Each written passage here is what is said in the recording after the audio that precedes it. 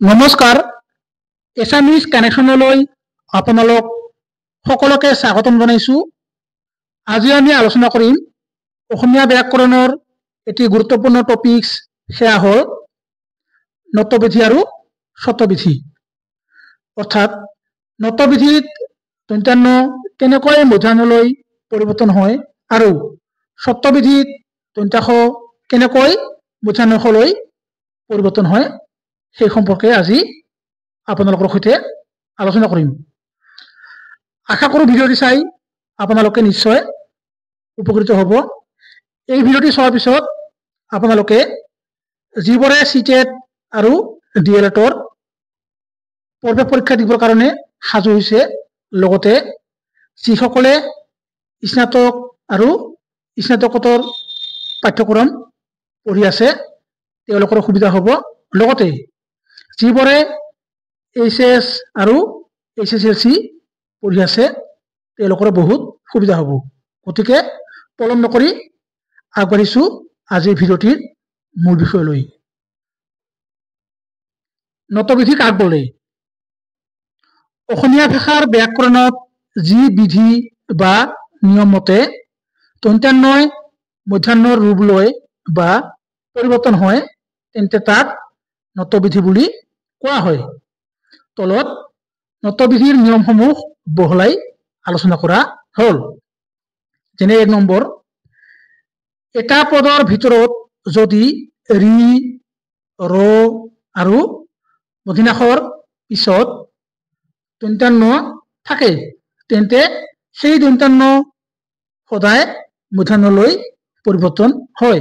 যেনে কৰ্ণ, পৰ্ণ, তীৰ্ণ, কৃষ্ণ, জীৰ্ণ, বিষ্ণু, কৃষ্ণাণু, পৰশুণ, ঋণ, কাৰণ, অৰুণ ইত্যাদি। এইবোৰত কি আছে? ক'ৰবাত ৰি আছে, ৰ আছে আৰু মূৰ্ধন্যাস আছে ইত্যাদি। গতিকে সেইকাৰণে কি হয়, দন্ত্যান্নটো পৰিৱৰ্তন হৈ মূৰ্ধন্য হোৱা দেখা যায়। ২ নম্বৰ, এটা পদৰ ভিতৰত যদি ৰি, ৰ, মূৰ্ধন্যাস আৰু দন্ত্যান্ন মাজত কোনো স্বৰবৰ্ণ থাকে, যেনে অ, আ, ই, তাৰপিছত দীৰ্ঘই, হ্ৰস্বউ, দীৰ্ঘউ, ৰি, এ, ঐ, অ, ঔ, নাইবা ক বৰ্গৰ বৰ্ণ থাকে, যেনে ক বৰ্গৰ বৰ্ণ কেইটা হৈছে ক, খ, গ, ঘ, ঙ, নাইবা কোনো প বৰ্গ, যেনে প বৰ্গ বুলিলে আমি কি বুজো?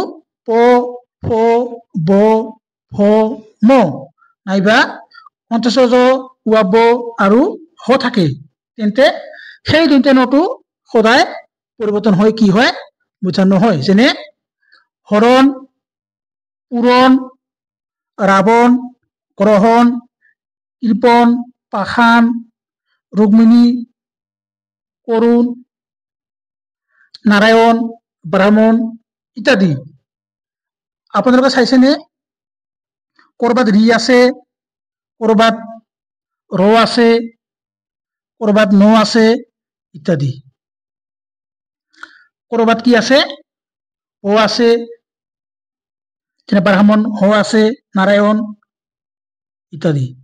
তাৰপিছত ৩ নম্বৰ, উত্তৰ, চান্দ্ৰ, পৰ মানে পৰ, দক্ষিণ, নাৰ আৰু ৰাম এইকেইটা শব্দৰ পিছত যদি অয়ন শব্দ থাকে বা যোগ হয় তেন্তে অয়ন শব্দৰ পিছত থকা দন্ত্যান্ন সদায় মূৰ্ধন্য হয়। যেনে উত্তৰায়ণ, চান্দ্ৰায়ণ, পৰায়ণ। যেনে উত্তৰ যোগ অয়ন, উত্তৰায়ণ। এই যিটো উত্তৰ ৰৰ পিছত একো নাই মানে কি আছে? এটা সদায় অ আছে। অ আৰু অ দুটা লগ হৈ কি হৈছে? আ হৈছে, মানে উত্তৰায়ণ। তাৰপিছত চান্দ্ৰ, চান্দ্ৰ যোগ অয়ন, চান্দ্ৰায়ণ, মানে চান্দ্ৰ। কি আছে? যিকোনো শব্দৰ পিছত সদায় একো নাই মানে কি আছে? এটা অ আছে, মানে অ আৰু অ লগ হৈ কি হয়? আ হয়। ইয়াৰ পৰৱৰ্তী সময়ত সন্ধি আলোচনা কৰিম, আপোনালোকে চাব।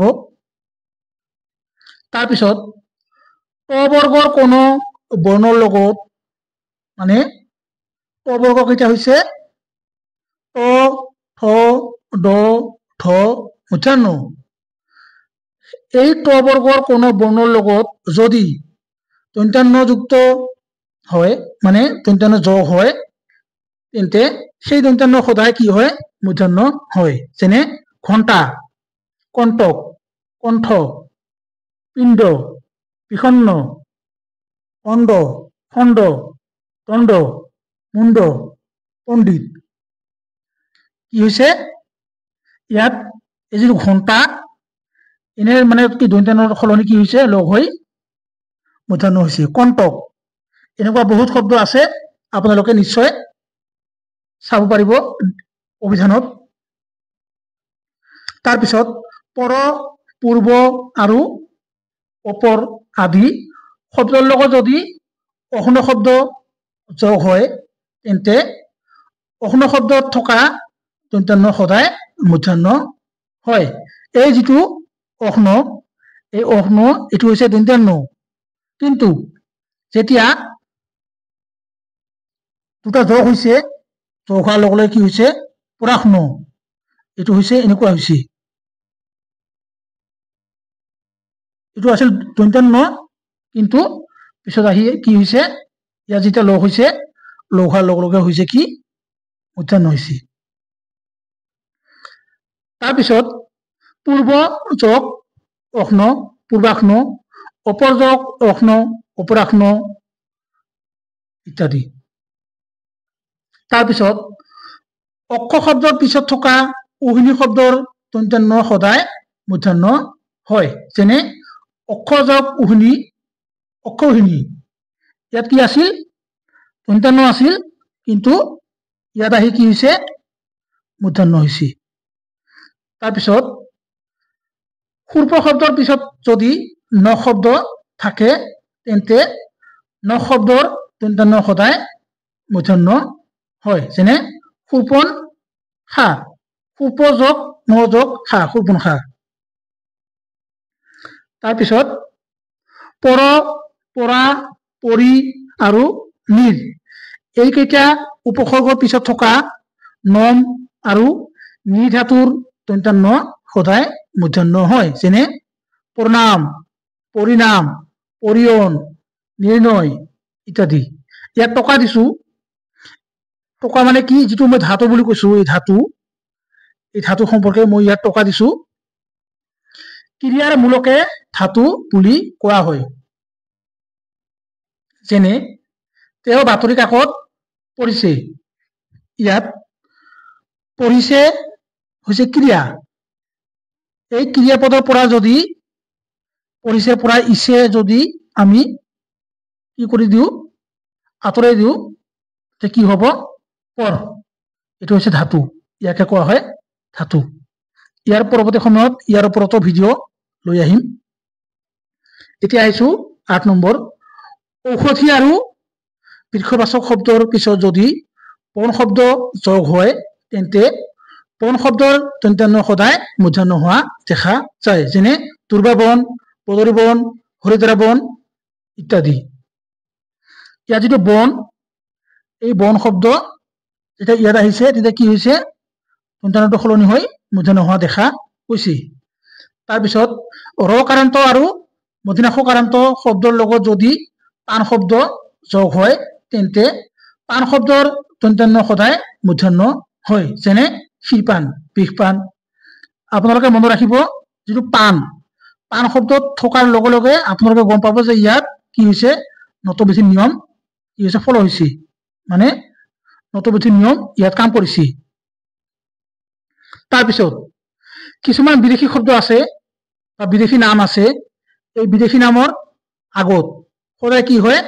মূৰ্ধন্য নহয়, দন্ত্যান্ন হয়। যেনে জাৰ্মান, নৰমান, ফৰকান, ৰয়না, ইউৰেনাছ ইত্যাদি।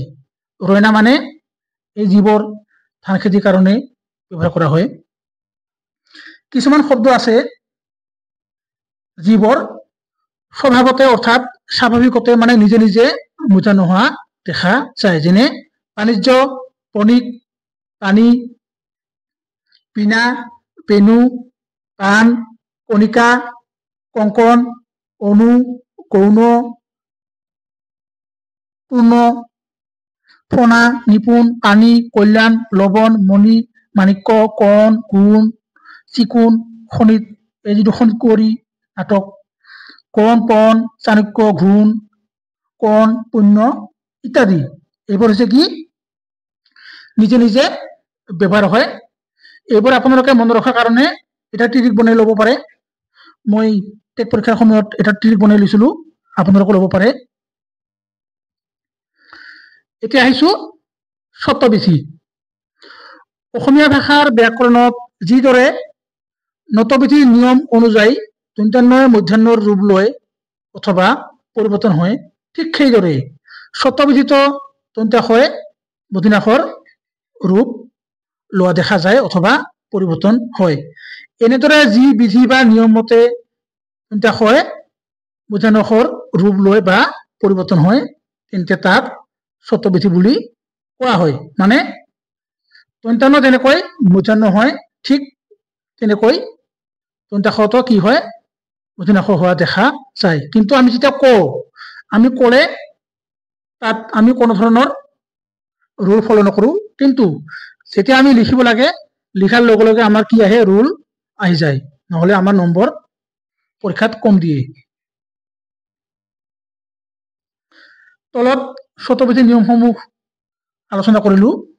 যেনে 1 নম্বৰ, অ আৰু আ এই স্বৰবৰ্ণ দুটাক বাদ দি আৰু বাকী যিমান স্বৰবৰ্ণ আছে, যেনে হস্ৰই, দীৰ্ঘই, হস্ৰ দীৰ্ঘ, ৰি, এ, ঐ, অ, ঔৰ লগতে ক নাইবা ৰকাৰৰ পিছত থকা প্ৰত্যয় দন্ত্যাক্ষৰ সদায় মূৰ্ধন্যাক্ষৰলৈ পৰিৱৰ্তন হয়। মানে যিমান স্বৰবৰ্ণ আছে, কেৱল অ আৰু আক বাদ দি, অ আৰু আক বাদ দি যিমান স্বৰবৰ্ণ আছে, লগতে ক আছে নাইবা ৰকাৰ আছে, তাৰপিছত প্ৰত্যয়ৰ দন্ত্যাক্ষৰ সদায় মূৰ্ধন্যাক্ষৰ হোৱা দেখা যায়। যেনে কৃষ্ণ, কৃষ্ণা, কৃষি, ঋষভ, শ্ৰীচৰণেষু, মুমূৰ্ষু, ভৱিষ্যত, সুশ্ৰদ্ধা, ঋষি, দৃষ্টি, সৃষ্টি, খ্ৰীষ্টাব্দ, খ্ৰীষ্টান, পৃষ্ঠা ইত্যাদি। আপোনালোকে চাইছেনে ইয়াত ক'ৰবাত ৰি আছে, ক'ৰবাত মূৰ্ধন্যাক্ষৰ আছে, ক'ৰবাত কি আছে, ই আছে ইত্যাদি। তাৰপিছত ইয়াত টকা দিছোঁ, অলপ আগতে কৈছিলোঁ নহয়, প্ৰত্যয় পিছত থকা প্ৰত্যয় দন্ত্যাক্ষৰ সদায় মূৰ্ধন্যাক্ষৰ হয়। আমাক জানিব লাগিব প্ৰত্যয় মানে কি। প্ৰত্যয় মানে হৈছে প্ৰকৃতি বা মূলৰ লগত বিভিন্ন অৰ্থত যিবোৰ বৰ্ণ বা বৰ্ণৰ সমষ্টি যোগ হৈ নতুন নতুন শব্দ বা পদ ৰচিত হয় বা সৃষ্টি কৰে, তেন্তে তাক প্ৰত্যয় বুলি কোৱা হয়। প্ৰত্যয়ৰ পৰা বহুত প্ৰশ্ন চিটেট পৰীক্ষাত আহিছিল, DLEDত আহিছিল। প্ৰত্যয়ৰ ওপৰত বিতং ভিডিঅ' লৈ আহিম। তাৰপিছত প্ৰকৃতি বা মূল হৈছে এনে কিছুমান বৰ্ণ বা বৰ্ণৰ সমষ্টি যাৰ নিৰ্দিষ্ট অৰ্থ আছে, যেনে মানুহ, গৰু, ঘৰ, আকাশ, বতাহ, বিল, খাল, পানী, পল, গছ-গছনি, নদ-নদী, লতা, গাঁও, ধান, পাহাৰ পৰ্বত, যিমান আছে আৰু দৈনন্দিন জীৱনত ব্যৱহাৰ হোৱা যি অৰ্থ থকা শব্দ আছে, এই সকলোবোৰ হৈছে কি প্ৰকৃতি বা মূল শব্দ। এতিয়া আহিছোঁ 2 নম্বৰ, অবৰ্গৰ বৰ্ণৰ লগত যদি দন্ত্যাক্ষ যোগ হয়, অৰ্থাৎ এটাৰ লগত আনটো লগ লাগি থাকে বা যুক্ত হৈ থাকে, তেন্তে সেই দন্ত্যাক্ষটো সদায় পৰিৱৰ্তন হৈ মূৰ্ধন্যাক্ষলৈ পৰিৱৰ্তন হোৱা দেখা যায়। যেনে কষ্ট, তুষ্ট, অষ্ট, মিষ্ট, অষ্ট ইত্যাদি। কিয়নো ইয়াতে আপোনালোকে চাইছেনে প বৰ্গ ট ঠ ড ঠ মূৰ্ধন্য এইকেইটাৰ লগত যেতিয়া খ যোগ হয় তেতিয়া পৰিৱৰ্তন হয় কি হয় কষ্ট হয় কুষ্ঠ এইবিলাক গোটেই হয় তাৰপিছত কিছুমান ই কাৰান্ত আৰু উ কাৰান্ত উপসৰ্গ যেনে নি প্ৰতি অভি অধি অনু আদিৰ পিছত যদি স্থা শীত শীষ লছ আদি ধাতু থাকে তেন্তে সেই ধাতুৰ পিছত থকা দন্ত্য সদায় মূৰ্ধন্যলৈ পৰিৱৰ্তন হয় কি কৈছে নি প্ৰতি অভি অধি অনু আদিৰ পিছত যদি স্থা শীত শীষ লছ এইবোৰ থাকে মানে ই কাৰান্ত আৰু উ কাৰান্ত উপসৰ্গ থাকে আপোনালোকে উপসৰ্গ নিশ্চয় পঢ়িছে সংস্কৃত উপসৰ্গ আৰু অসমীয়াৰ উপসৰ্গ বেলেগ বেলেগ যেনে নি পৰা কি হৈছে নিষেধ নিষিদ্ধ নিষাদ প্ৰতি প্ৰতিষেধ প্ৰতিষ্ঠান অভি অভিলাষ অভিলাষী অভিষেক অধি অধিষ্ঠান অধিষ্ঠিত অনু অনুষ্ঠান অনুষ্ঠিত এবার হচ্ছে কি ই কাৰান্ত আৰু উ কাৰান্ত মানে ইকাৰ আৰু উকাৰ ইয়াৰ লগত যেতিয়া স্থা শীত শীষ এইবোৰ যোগ হয় তেতিয়া সেই দন্ত্যটো সদায় মূৰ্ধন্যলৈ পৰিৱৰ্তন হয় তাৰপিছত ইয়াত টকা দিছো ই কাৰান্ত মানে হৈছে যিবোৰ শব্দ উচ্চাৰণ ই কাৰেৰে শেষ হয় নাইবা শেষত ই বৰ্ণ থাকে তাকে কি কোৱা হয় ই কাৰান্ত বুলি কোৱা হয় আৰু উ কাৰান্ত মানে হৈছে যিবোৰ শব্দৰ উচ্চাৰণ উ কাৰেৰে শেষ হয় নাইবা শেষত উ বৰ্ণ থাকে তাকে উ কাৰান্ত বুলি কোৱা হয় তাৰপিছত কিছুমান শব্দ যেনে ভূমি গ আৰু অংগু এই শব্দবোৰৰ লগত পিছত যদি স্থ শব্দ যোগ হয় তেন্তে স্থ শব্দত থকা দন্ত্য পৰিৱৰ্তন হৈ সদায় মূৰ্ধন্য হয় যেনে ভূমিষ্ঠ কষ্ঠ অংগুষ্ঠ ইত্যাদি কিয়নো এই যিটো স্থ এই স্থ শব্দ যোগ হৈছে যোগ হোৱাৰ লগে লগে কি হৈছে ভূমিষ্ঠ হৈছে কষ্ট হৈছে ইত্যাদি তাৰপিছত জ্যোতি শব্দৰ পিছত যদি স্থিৰ শব্দ থাকে বা যোগ হয় তেন্তে স্থিৰ শব্দ থকা দন্ত্য পৰিৱৰ্তন হৈ সদায় মূৰ্ধন্যলৈ পৰিৱৰ্তন হয় যেনে যুধিষ্ঠিৰ যুধি যোগ স্থিৰ যুধিষ্ঠিৰ এনে কিন্তু স্থিৰ কিন্তু এনে যদি বহে তেতিয়া হ'ব স্থিৰ কিন্তু যেতিয়া যুধিৰ লগত বহিব তেতিয়া তাক কি ক'ব যুধিষ্ঠিৰ মানে স্থিৰটো পৰিৱৰ্তন হয় মানে দন্ত্যটো পৰিৱৰ্তন হয় মূৰ্ধন্য হয় ইয়াত টকা দিছো স্থিৰ অকলে বহিলে মূৰ্ধন্য নহয় কেৱল দন্ত্যহে হয় কিন্তু যদি শব্দৰ লগত যোগ বা যুক্ত হলে মানে সংযুক্ত হলে কি হয় মূৰ্ধন্য হয় তাৰপিছত সু আৰু বি উপসৰ্গৰ পিছত যদি সম শব্দ যোগ হয় মানে লগ লাগি থাকে তেন্তে সেই দন্ত্য সদায় মূৰ্ধন্যলৈ পৰিৱৰ্তন হয় যেনে সুষম সুষমা বিষম ইয়াত টকা দিছো সম শব্দ যদি অকলে বহে নাইবা সু আৰু বি উপসৰ্গৰ পিছত নবহে তেন্তে ই কেতিয়াও মূৰ্ধন্য নহয় যেনে সম সমদল সমাজ সমাধান ইত্যাদি বহুত এনেকুৱা শব্দ আছে